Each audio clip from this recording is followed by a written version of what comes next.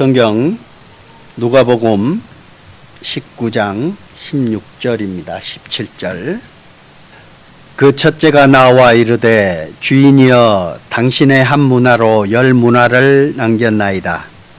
주인이 이르되 잘하였다 착한 종이여 네가 지극히 작은 것에 충성하였으니 10골 권세를 차지하라 하고.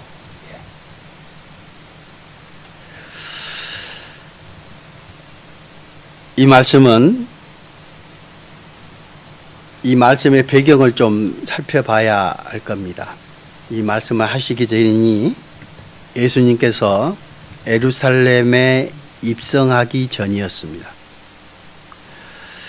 그리고 이 말씀을 하시기 전에 이스라엘 백성들이 주님이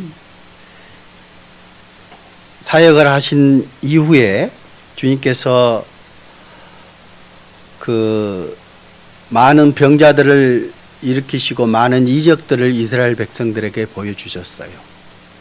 그래서 그 이스라엘 사람들은 왕으로 오실 그 하나님을 찾고 있었던 겁니다. 로마의 지배를 받고 있었고 그들로부터 많은 핍박을 받고 있었습니다. 그래서 오시겠다, 이 세상을 다스리시는 왕으로 오실 주님이 오시겠다고 그것을 기다리고 있던 이스라엘 백성들이었습니다.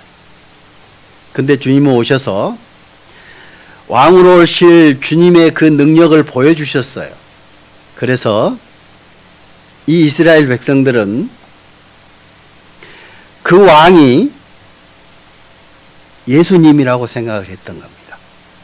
그래서 이스라엘 백성이 예수님이 그 로마를 박살내고 전 세계를 주님께서 다스릴 그 나라를 만드실 거라고 상상했던 겁니다.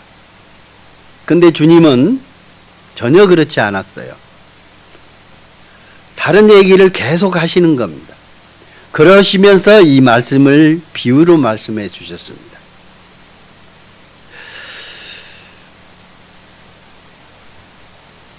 19장 11절을 좀 살펴보시면 처음에 11절입니다.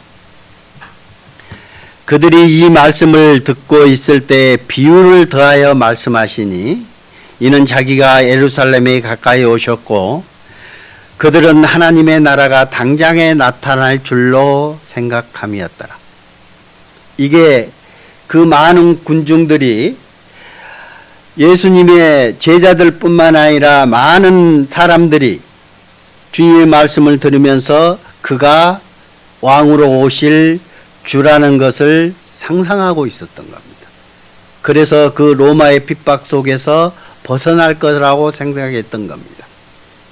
심지어는 베드로도 주님께서 설교하시면서 말씀하시면서 뭐라 하셨냐면 나는 많은 사람들에게 죽임을 당하고 다시 부활할 것을 말씀하셨어요. 근데 베드로는 뭐라 하셨어요? 베드로는 뭐라 했어요? 절대 그럴 수 없나이다. 절대 그럴 수 없습니다. 내가 주님을 지키겠습니다라고 얘기했어요.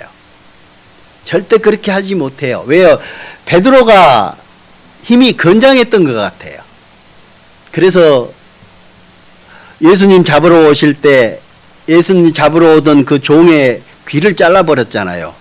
그래서 엄청 건장하고 그 성격이 좀 급했던 것 같습니다.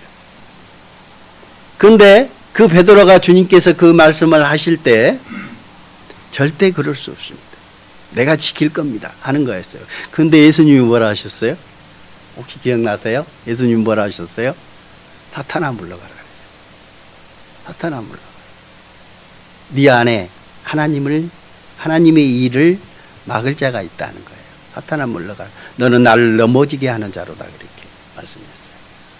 그러면서 이 말씀을 비유로 말씀해 주신 거예요. 뭐예요? 다음 세상에 있다는 거예요. 그리고 주님이 죽고 나서 다시 오셔서 진짜 왕으로 오실 주님께서 십자가에서 못 박히시고 세상의 모든 사람들을 죄를 사는 일을 하셔야 되는 게 주님의 1차 목적인 거예요. 이 땅에 오신 목적은 이 땅에 오셔서 주님께서 말씀하신 그 말씀은 이 땅에 오셔서 십자가에 못 박히시고 피를 흘리시고 죽으셔야 되는 게 예수님의 목적이었습니다. 그리고 부활하셔서 갔다가 다시 오시겠다고 오신 그 날이 이제는 왕으로 오실 예수님이었어요. 근데 그들은 반대로 알고 있었습니다. 먼저는 왕으로 오실 예수님을 먼저 찾았던 겁니다. 그게 순서가 뒤바뀐 거예요. 그래서 주님께서 이 말씀으로 비유의 말씀을 해 주십니다. 19장 12절입니다. 이르시되 어떤 귀인이 왕위를 받아 가지고 오려고 먼 나라로 갈 때 그 종 열을 불러 은화 열 문화를 주며 이르되 내가 돌아올 때까지 장사하라 하니라. 좀 비슷하죠 이제 그 설명을 듣고 나니까 조금 이해가 갈 겁니다. 이르시되 어떤 귀인이 왕위를 받아 가지고 오려고 먼 나라로 갈 때 누구예요? 예수님이시잖아요. 예수님 자기를 지칭하시는 겁니다. 자, 어떤 귀인을 얘기하는데 내가 예로 들어줄게. 내가 비유로만 얘기하는데 어떤 귀인이 이제 왕권을 가지러 갔대. 그걸 받으러 간 거예요. 그러니까 예수님이 죽고 부활하시고 하늘나라로 가실 것을 얘기하시는 거예요. 그리고 다시 오실 것을 말씀하시는 거거든요. 그래서 어떤 귀인이 왕위를 받아가지고 오려고 먼 나라로 갈 때 그 종 열을 불러 은하 10문화를 주며 이르되 내가 돌아올 때까지 장사하라 하니라. 뭐 하라겠다고요? 장사하라겠다고. 근데 13절에 보면 그 종 열을 불렀다는 겁니다. 10명만 있었을까요? 저 많았던 거예요. 정말 많은 중에 10명만 부른 거예요. 택함을 받은 자예요. 근데 그 10명에게 은하 10문화를 주며 이르되 10명에게 10문화를 줬으니까 한 사람한테 한 문화씩 준 겁니다. 각자에게 한 문화씩 예수님께서 주신 거예요. 그 귀인이 하나를 맡긴 겁니다. 그리고 내가 돌아올 건데, 내가 분명히 올 건데 이것으로 장사하라는 거예요. 장사하려면은 어떻게 해야 돼요? 그냥 가만히 있으면 장사가 돼요? 아니죠. 이것을 통해서 어디다 투자를 하든 아니면 이것을 통해서 뭐를 미천을 삼든 뭐를 해서라도 그것을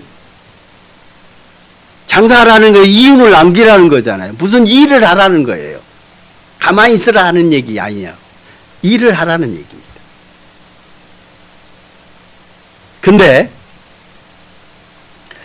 이 10사람이 하나님께로부터 선택함을 받았어요. 누굴까요? 이 10사람은. 누굴까요? 여기 하나 살펴보겠습니다. 이사야 3장. 이사야 43장 10절입니다. 나 여호와가 말하노라. 너희는 나의 증인 나의 종으로 택함을 입었나니 이는 너희가 나를 알고 믿으며 내가 그인 줄 깨닫게 하려 함이라. 나의 전에 지음을 받은 신이 없었느니라. 나의 후에도 없으리라. 누구예요? 먼저는 이스라엘 백성입니다. 나 여호와가 말하노라. 너희는 나의 증인 나의 종으로 택함을 입었다. 하나님께서 이스라엘 민족을 택하시고 그를 통해서 뭐예요? 이는 너희가 나를 알고 믿으며 내가 그인 줄 깨닫게 하려 합니다.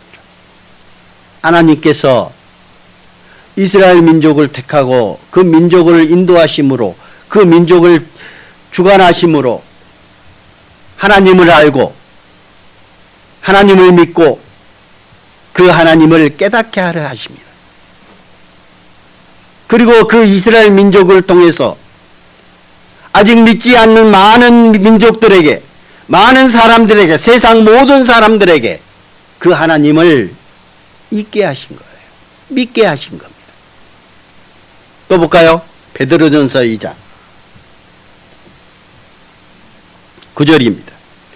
그러나 너희는 택하신 족속이요 왕같은 제사장들이요 거룩한 나라요 그의 소유가 된 백성이니 이는 너희를 어두운 데서 불러내어 그의 비기이한 빛에 들어가게 하신 이의 아름다운 덕을 선포하게 하려 하십니다.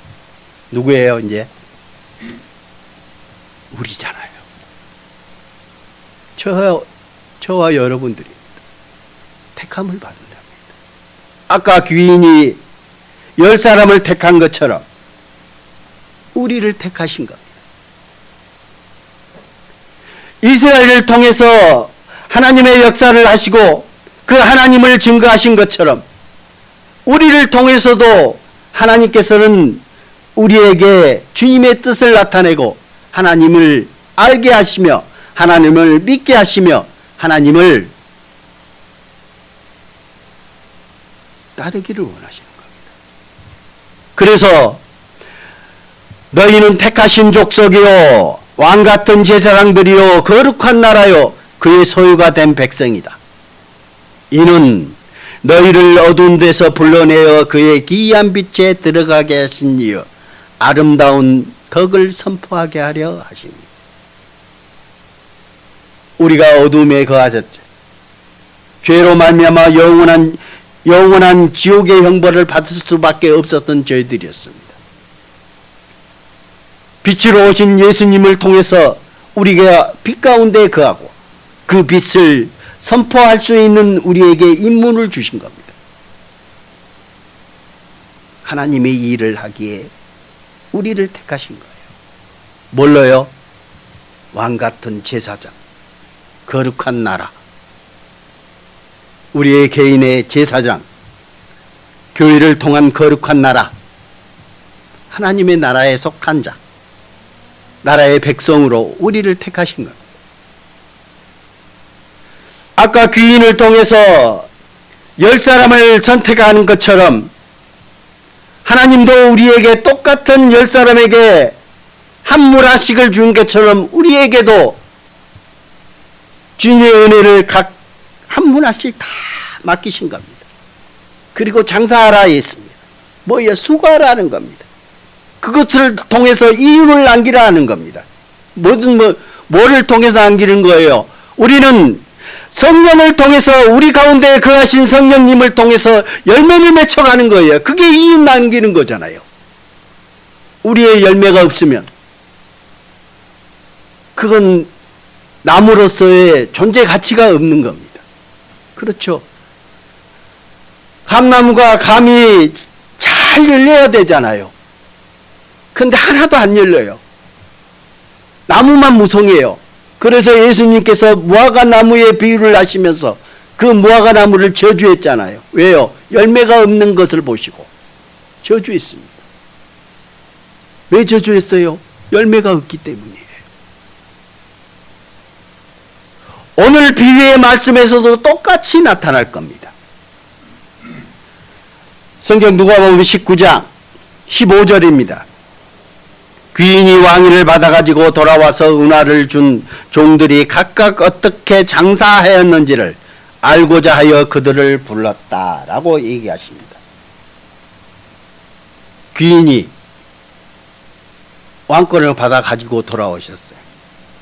그리고 그 한 문화씩 준 그 사람들을 다 불러 모았습니다.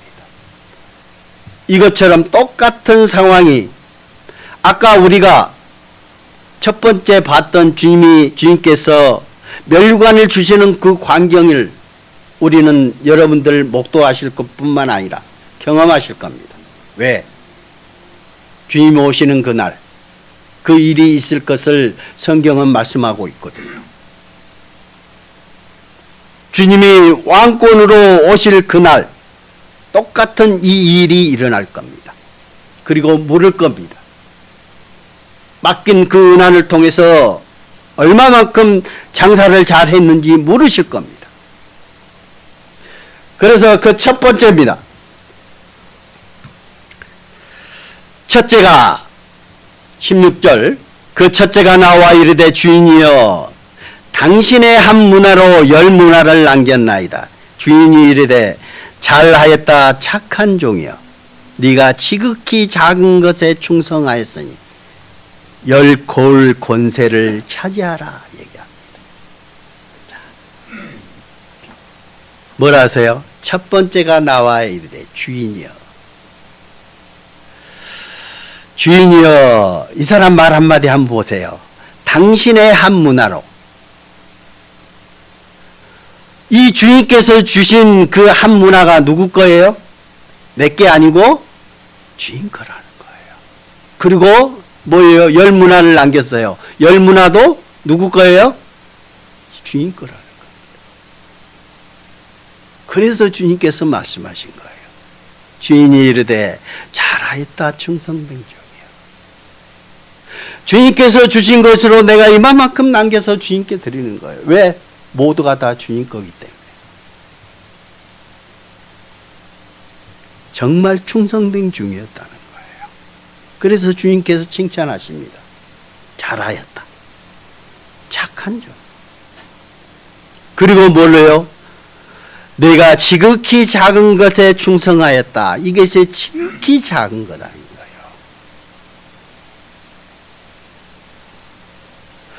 열 고을 권세를 차지하라. 10골 권세가 있다는 건 뭐예요? 그 모든 것을 다스릴 수 있는 권한이 있다는 겁니다. 그만큼 권세를 하나님께서 주시는 거예요. 주시겠다 하는 겁니다. 또 볼까요? 둘째입니다. 이제 10사람인데 다 기록하지는 않았어요.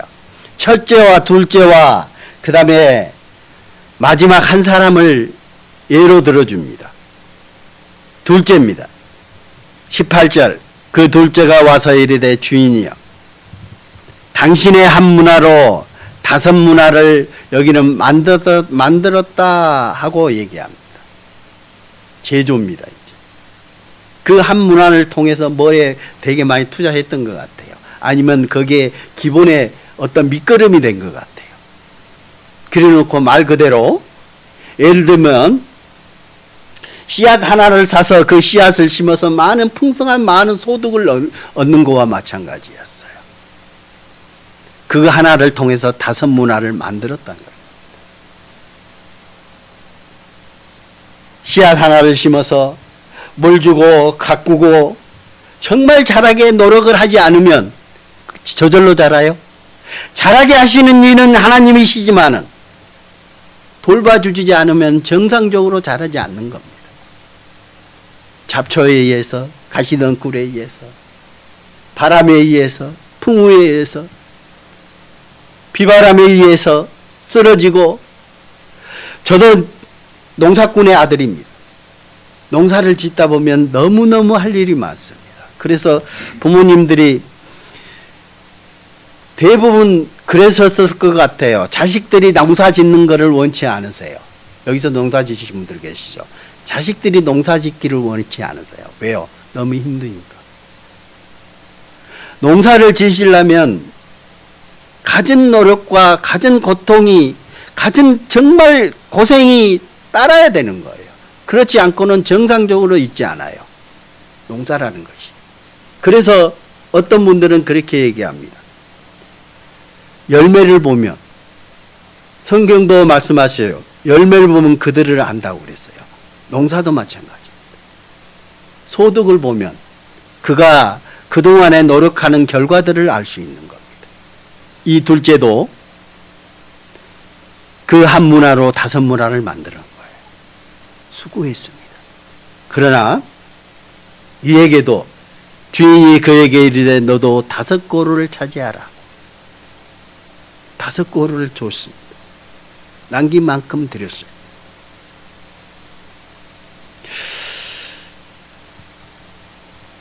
한번 생각해 봅시다. 하나님은 준 만큼, 노력한 만큼, 남긴 만큼, 하나님께 충성한 만큼, 하나님께 순종한 만큼, 하나님께 그 믿음으로 행한 만큼 주님께서는 채워주시겠다는 겁니다. 그렇죠? 아까 한 문화로 10 문화를 남긴 첫째에게는 10 고을 다스릴 권세를 주셨습니다. 5 문화를 남긴 둘째에게는 5 고을을 차지하라고 얘기했어요. 하나님은 주시겠다고 약속을 내놓으셨어요. 마태복음 16장입니다. 인자가 아버지의 영광으로 그 천사들과 함께 오리니 오시겠다는 겁니다. 그때 각 사람이 행한 대로 갚으리라. 진실로 너희에게 이르노니 여기 서 있는 사람 중에 죽기 전에 인자가 왕권을 가지고 오는 것을 볼 자들도 있느니라. 인자가 아버지의 영광으로 그의 천사들과 함께 올 것이다. 그때 어떻게 하겠어요? 각 사람입니다. 각자에게. 단체상은 없습니다. 하나님께 가면 단체상은 없어요. 각자에게 개인상이 있을 뿐입니다. 각 사람에게 그 행한 대로 주님께서 어떻게 하시겠다고? 갚으시겠다는 거예요. 누구가 수고한 만큼, 누구가 주를 위해서 한 만큼 대갚아 주겠다는 겁니다. 우리에게는 한 문화라씩 다 각자가 받았습니다. 얼마만큼 장사하셨습니까?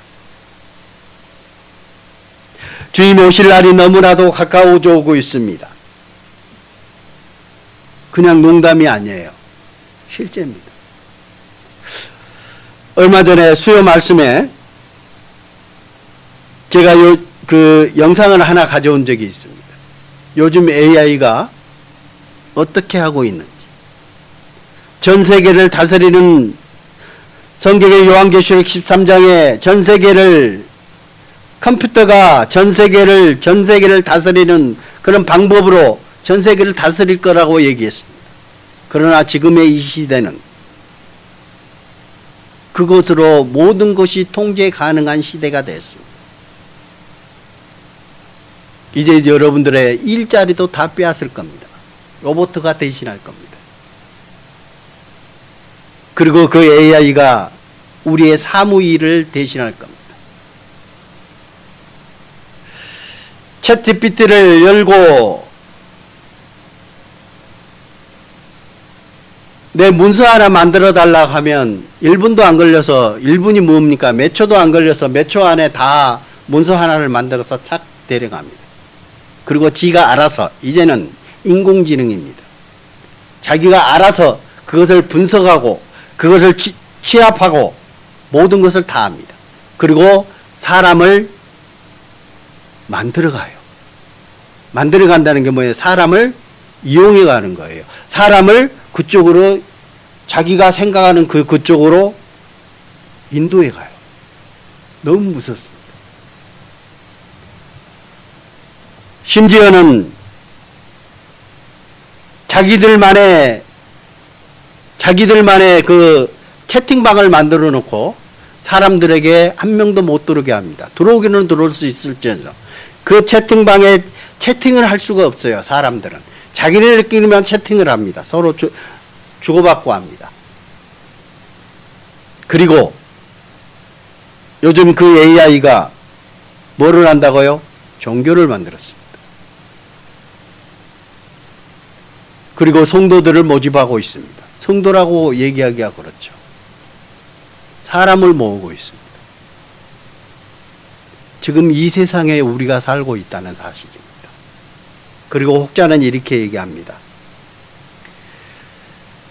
인공지능의 열차가 가는데 급속도로 가고 있습니다. 여러분, AI에 대해서 얼마나 들어보셨어요? 근래에 들어봤습니다. 그렇죠? 얼마 안 됐어요. 근데 혹자는 이렇게 전문가들은 이렇게 얘기합니다. 그 AI의 열차가 가는데 브레이크가 없대요. 그러니까 세울 수가 없는 겁니다. 통제할 수가 없다는 거예요. 그래서 사람들은 그것에서 그들에게 휩쓸려 가는 거예요. 그들의 지배를 받을 수밖에 없습니다. 성경은 사람들에게 그 표를 받게 하고 그 표를 받은 자 외에는 매매를 못하게 한다라고 기록하고 있습니다. 뭐예요? 사고 팔고 물건을 사고 팔고를 할 수 없습니다. 표를 받을 수밖에 없는 거예요. 그러나 주님을 믿는 자들에게는 뭐예요? 주님이 공중에서 재림하십니다. 언제? 그들이 있기 3년 반 전에 성경은 그렇게 말씀하고 있습니다. 주님이 공중에 재림하실 때 믿는 자들에게는 먼저 취하여 감을 얻는다라고 말씀하고 있습니다. 성경은. 그래서 휴거에 대해서 질문하는 제자에게 그렇게 보여줬어요. 교수님도 그거를 믿습니까? 휴거에 대해서 믿습니까? 라고 얘기하니까 믿는다 안 믿는다를 얘기하지 않고 모래가 담긴 큰 통을 준비했습니다. 그리고 그것에 쇳가루를 쫙 뿌려놨어요.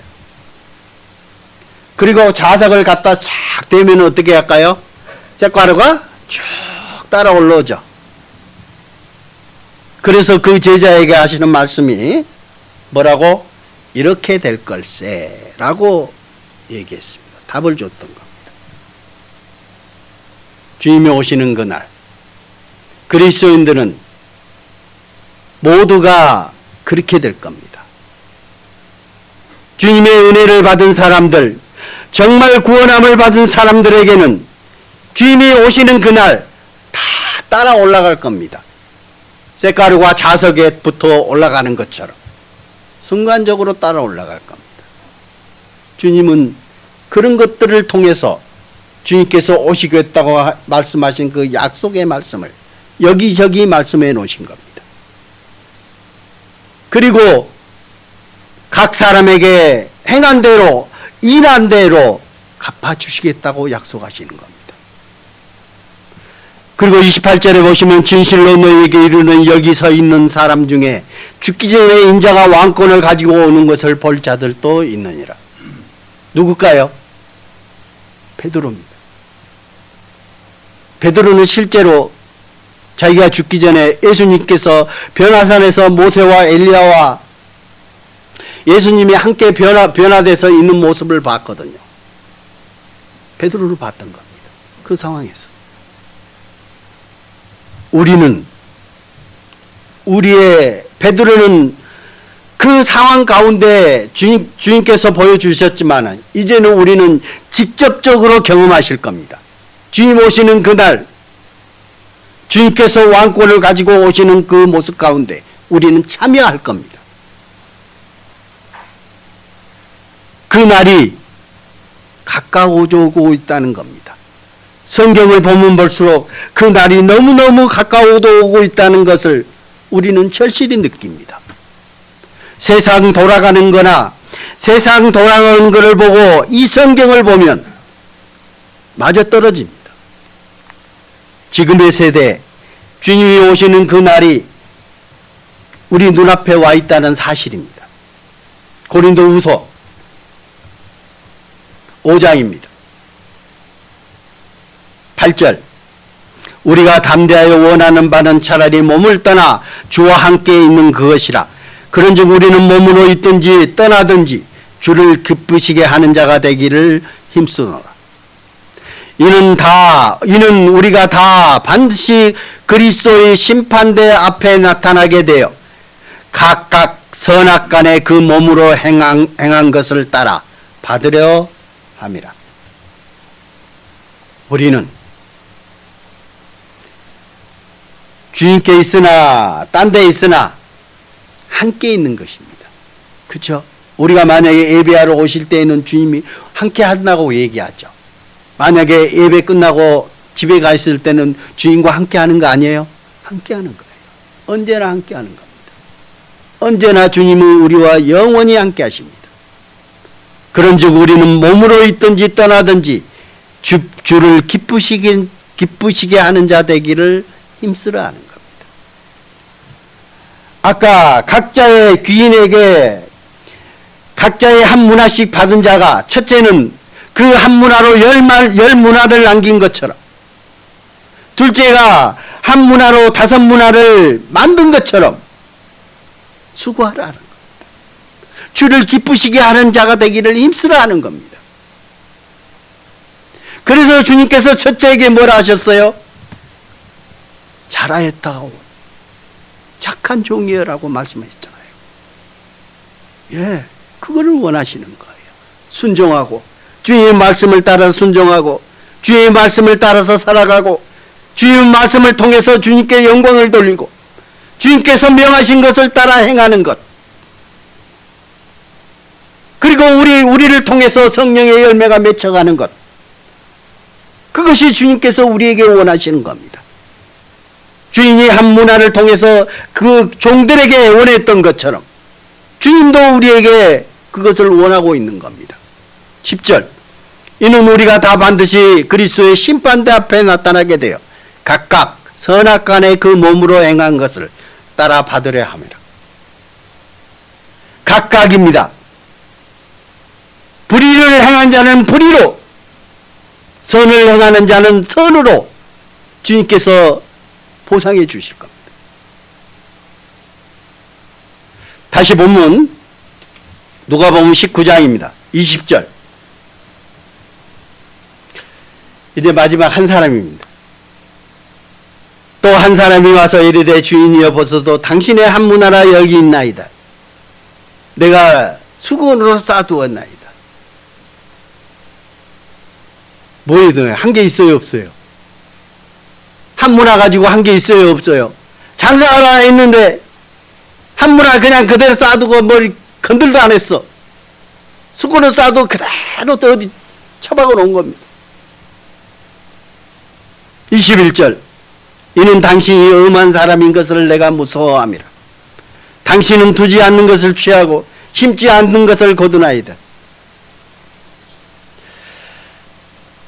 참 무책임한 사람입니다. 하나님은 뭐라고요? 아까 그 주인은 뭐라고 그랬어요? 이 한 문화로 어떻게 하라? 장사하라 했습니다.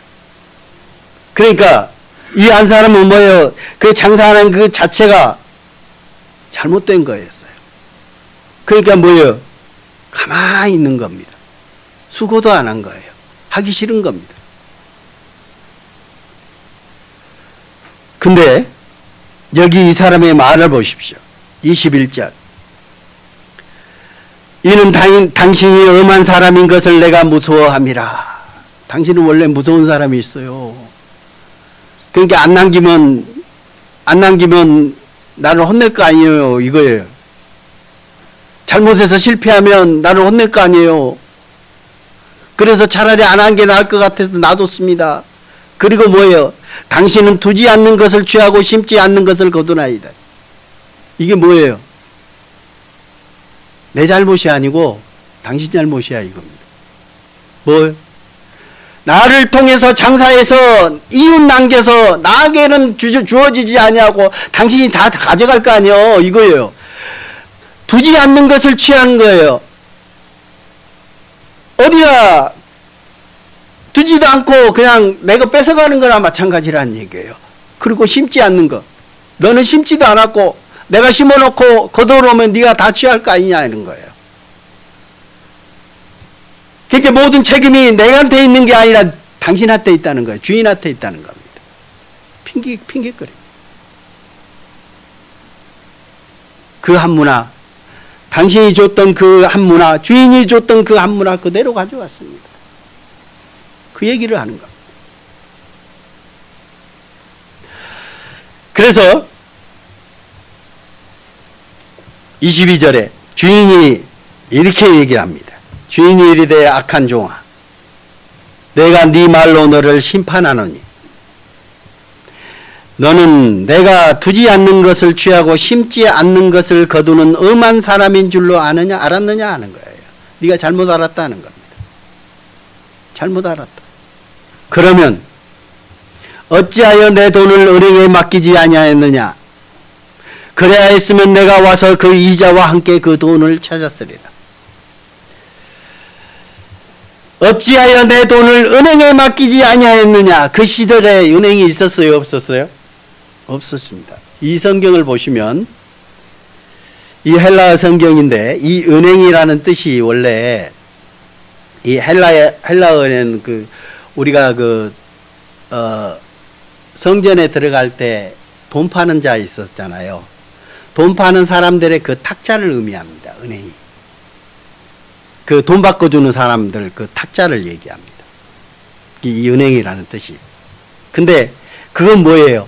그들이 돈을 바꿔주고 환전치기 할 때 얼마 남기고 바꿔주잖아요. 그쵸? 그래서 그 환전치기한테 차라리 그 돈을 맡겨놨으면 그들이 우리가 은행에 이자 맡겨놓으면은 이자라도 붙잖아요. 그런 것처럼 그 사람들한테 맡겨놨으면 뭐예요? 내가 왔을 때 그 이자라도 찾을 거 아니냐 하는 거예요. 네가 수고 안 했다 할지라도 그것만이라도 있으면 했을 거 아니냐 하는 거예요. 그렇죠? 그랬으면은 됐지 않을까요? 혹시 우리에게도 똑같은 이유에 주님께 말씀하시겠습니까? 예. 그 한 문화를 주님 안에서 교회 가운데 나섰으면 내가 그 일에 함께 참여하고 그 일에 함께 기도하고 우리의 마음까지도 그 가운데 있다면 주님께서 취하여 갈 겁니다. 이자라도 남기거든요. 내가 수고하고 얻은 것이 없지만은 주님께서 교회 안에서 교회를 통해서 역사하시기 때문에 내가 그 가운데 참여함으로 말미암아 뭐예요? 이윤을 얻는 겁니다. 주님께 영광이 되는 거잖아요. 내가 그 가운데 미약하지만 참여하는 것 그 자체가 얼마나 큰 영광이겠습니까? 우리는 작은 것 같지만 하나님께는 큰 영광입니다. 어떤 분은 병상에서, 어떤 분은 오지에서, 어떤 분은 식인종이 득실거리는 그곳에서 주님을 향해서 기도하고 함께하고 자기 목숨까지도 버리면서까지 주님의 영광을 위해서 일하는 분들이 있습니다. 우리는 정말 넉넉한 가운데 신앙생활하고 있지 않습니까? 정말 행복한 가운데 신앙생활하고 있지 않습니까? 그들은 죽음까지도 불사하고 주님의 영광을 위해서 살아왔던 사람들이 너무너무 많습니다. 가끔가다 제가 카타콤에 대해서 얘기를 합니다. 그리스도인들이 카타콤에서 얼마나 많은 사람들이 희생하였습니까? 그들은 동굴 속에서 살아가면서도 그들 가운데서 피해 다니면서도 복음을 위해서 살아왔던 사람들입니다. 그리고 죽음 앞에 서서 저는 그 영화를 보면서요, 카타콤의 그 순교자들의 영화를 보면서 눈물을 하염없이 흘린 적이 있습니다. 왜냐? 십자가에 매달아 놓고 밑에서 불을 질러버립니다. 그래서 태워서 죽입니다. 사자의 밥이 됩니다. 굶주린 사자의 밥이 됩니다. 그리고 말에게 사지가 묶여서 찢어짐을 당합니다. 그런 와중에서도 그들은 어떻게 했습니까?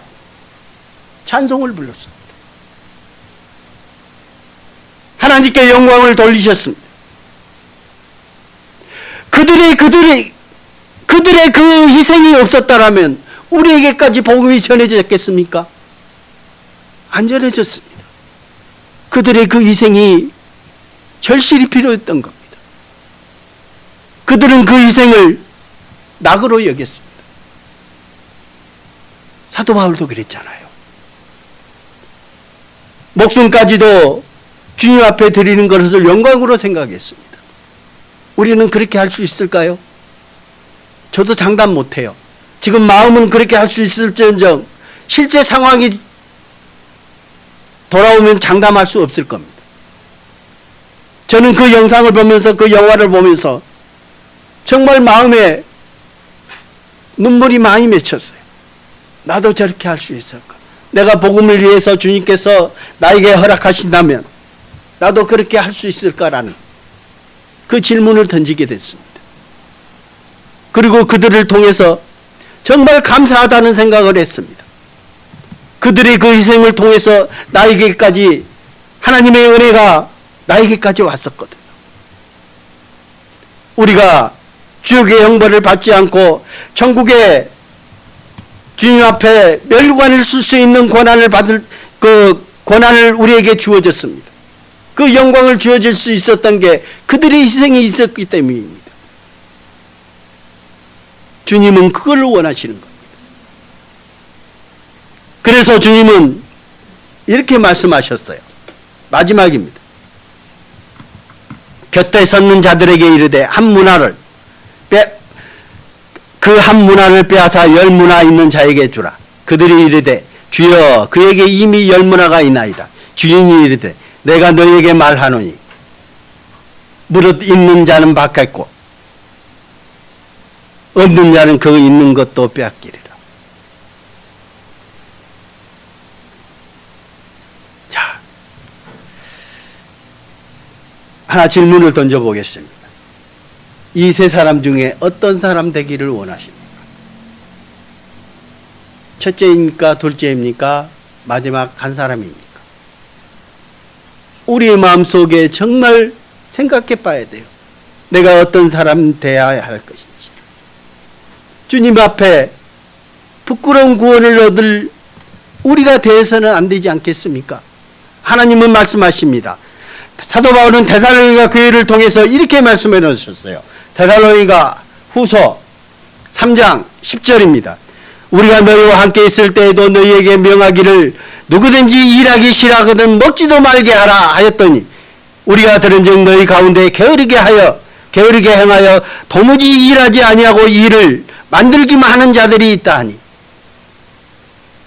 아까 그 마지막 한 사람처럼 일하기 싫어하고 한 문화를 수건에 쌓아두고 그대로 주인이 오실 때 그 한 문화를 들었던 그 사람에게는 저주가 있는 거예요. 부끄러움이 있는 겁니다. 너희 가운데 게으르게 행하여 도무지 일하지 아니한다. 그가 그 한 사람이 아니겠습니까?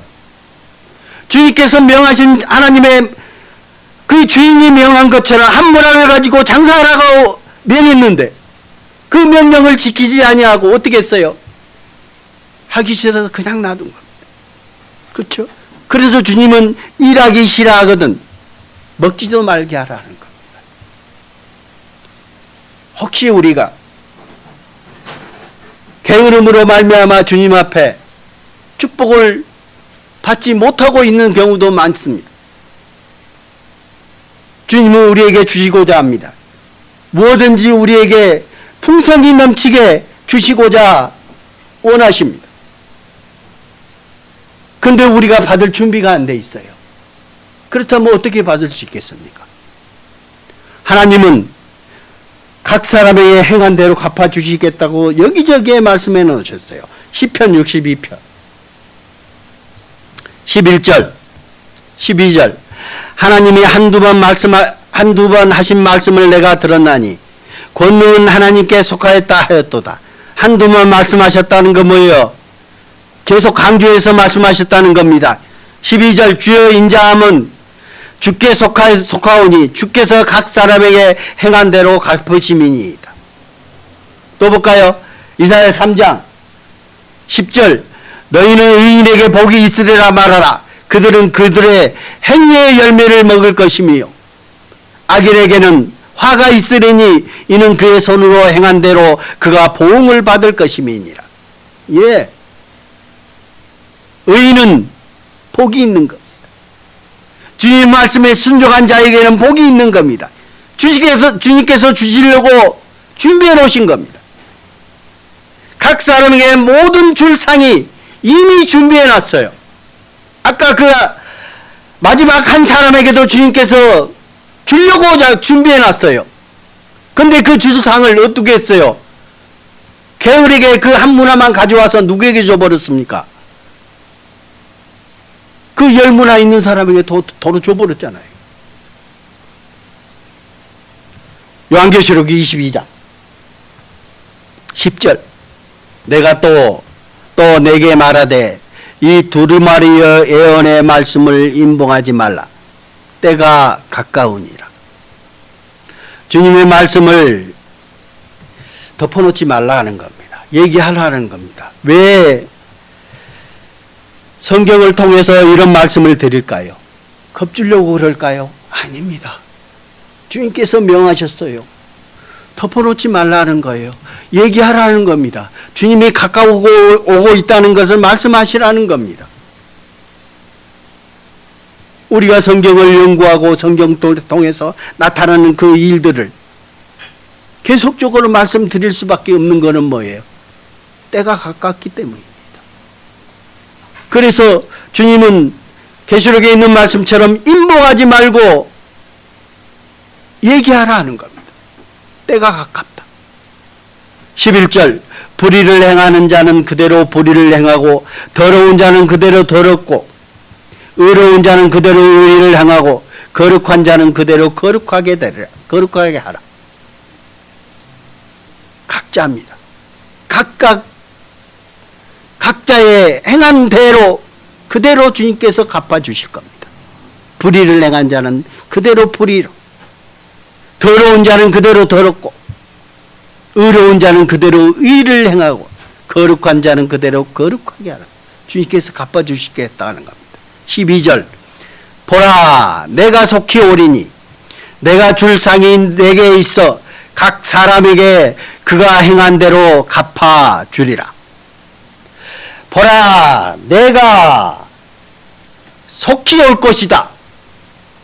지체하지 않을 것이다라고 주님은 계속적으로 말씀하고 계십니다. 그런데 왜 지체할까요? 주님은 세상 모든 사람들이 구원을 얻으며 진리를 아는 데 이르기를 원하시는 겁니다. 그래서 한 영혼도 지옥의 형벌을 받고 지옥 가기를 원치 않으신 게 하나님의 사랑입니다.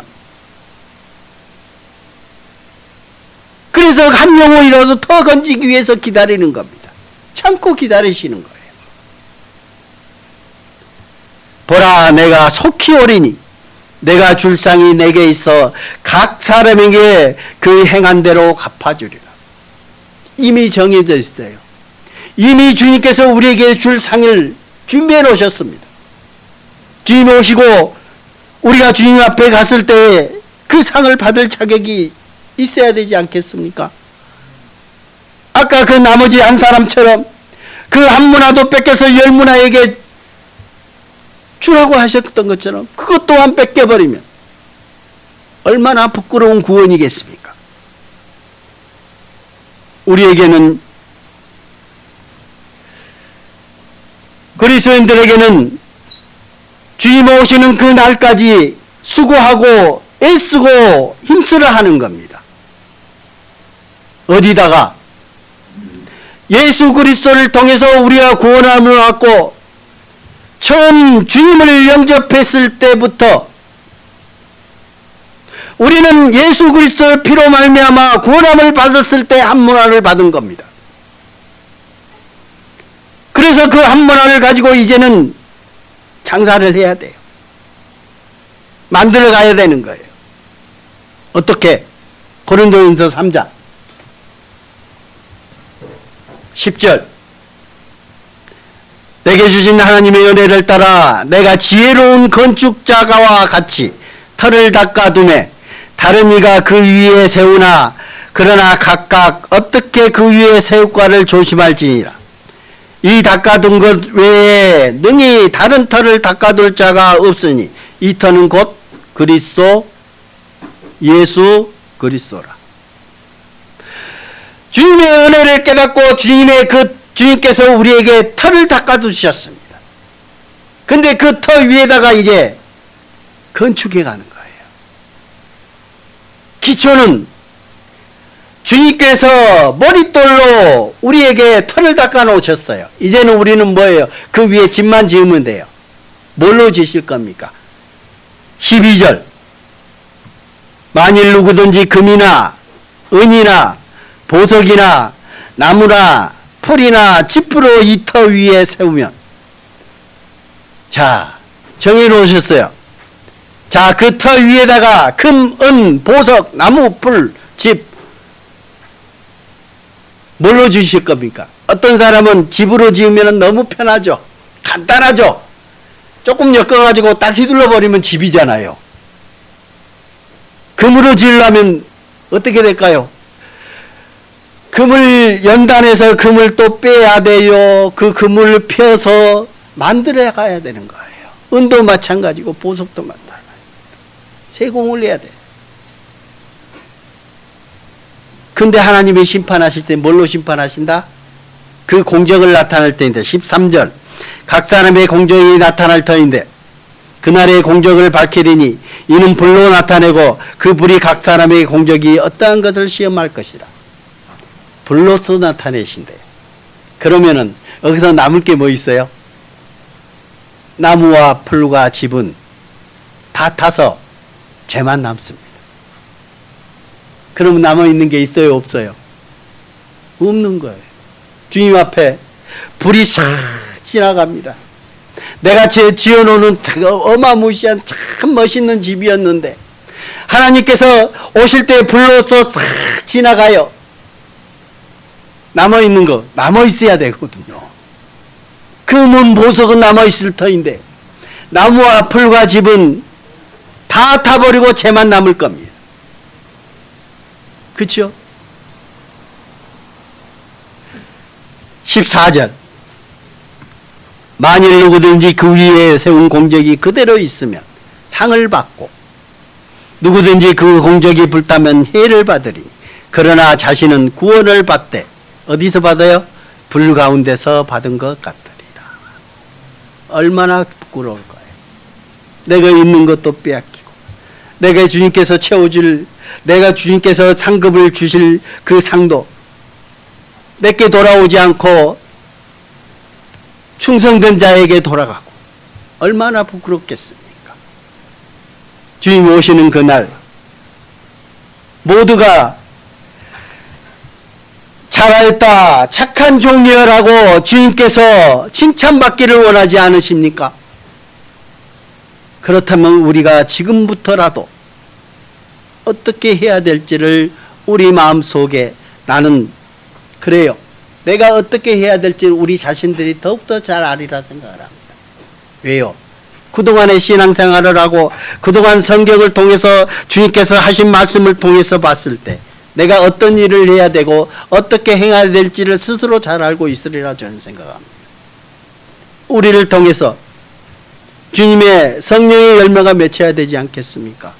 그 열매를 가지고 우리를 주님께서 칭찬하실 겁니다.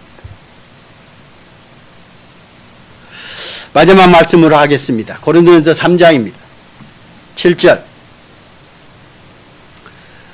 그런즉 심는 이나 물주는 이는 아무것도 아니로되 오직 자라게 하시는 이는 하나님뿐이니라. 심는 이와 물주는 이는 한 가지로되 한 가지나 각각 자기가 일한 대로 자기의 상을 받으리라. 우리는 하나님의 동역자들이요 너희는 하나님의 밭이요 하나님의 집이니라.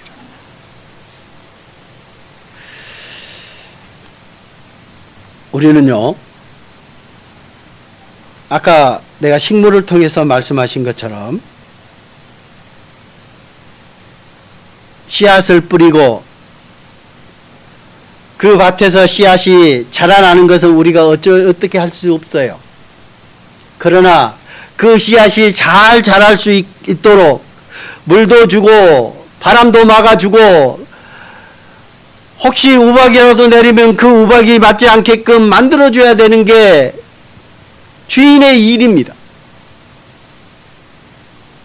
하나님은 그걸 원하시는 거예요. 사도 바울이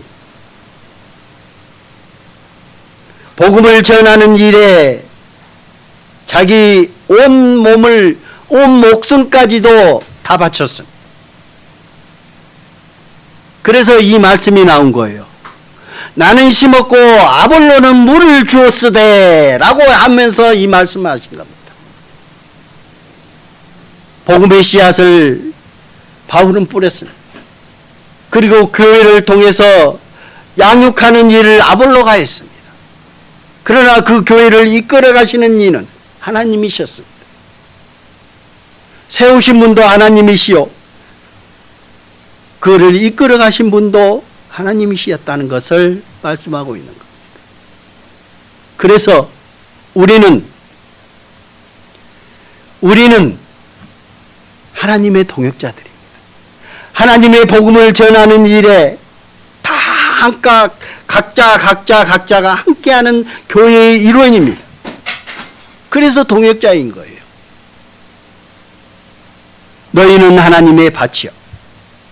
우리가 하나님의 말씀을 들을 때 우리 가운데 떨어졌었잖아요. 우리의 마음에 길가에 떨어진 씨앗이 있었고 가시밭에 엉겅퀴 같은 데 떨어진 씨앗이 있었어요. 길가에 떨어진 씨는 뭐예요? 새가 와서 금방 주워 먹어버렸습니다.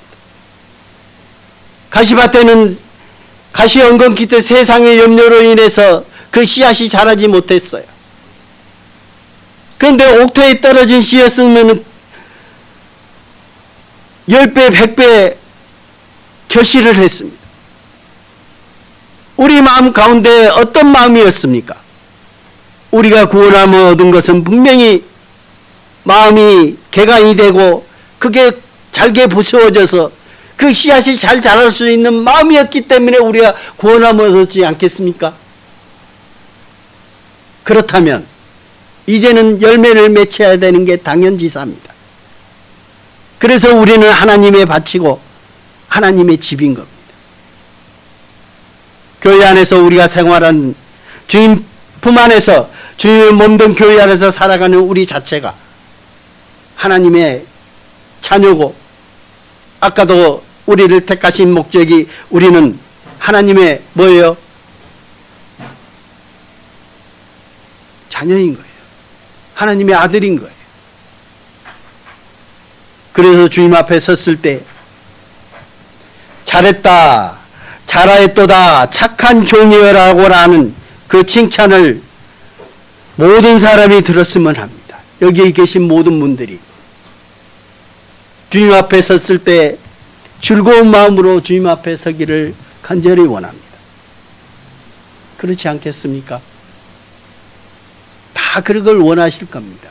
주님 앞에 섰을 때 내가 어떤 분들은 그런 분들이 참 욕심 많으신 분들이 있죠. 내가 한 거는 이만큼인데 가서 이만큼 받으려고 하신 분 계세요. 그렇죠? 그건 내 욕심인 거예요. 주님께서는 이미 정해 놓으셨습니다. 주님께서는 우리에게 줄 상을 이미 만들어 놓으셨습니다. 우리는 가서 받으면 됩니다. 거짓말일까요? 주님께서 주시겠다는 약속의 말씀이 여기에 있습니다. 분명하실 겁니다. 분명히 주실 겁니다.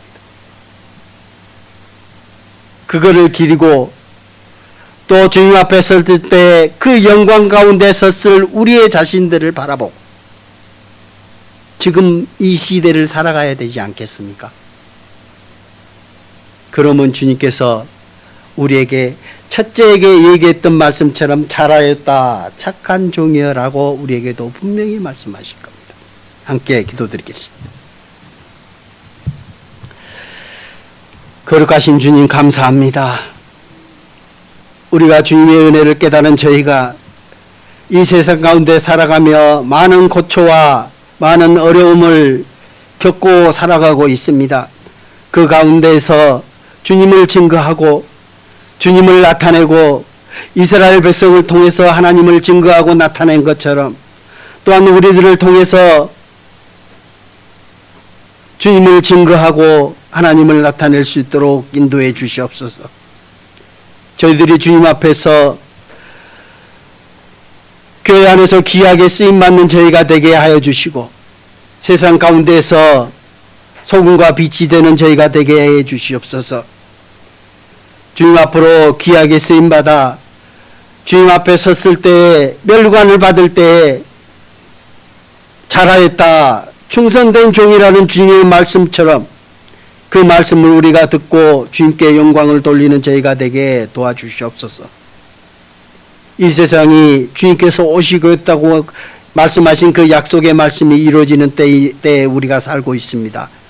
더욱더 정진하여 주님께서 우리에게 명하신 그 명령의 말씀들을 순종하고 주님 오시는 그날 주님을 맞이할 수 있도록 인도해 주시옵소서.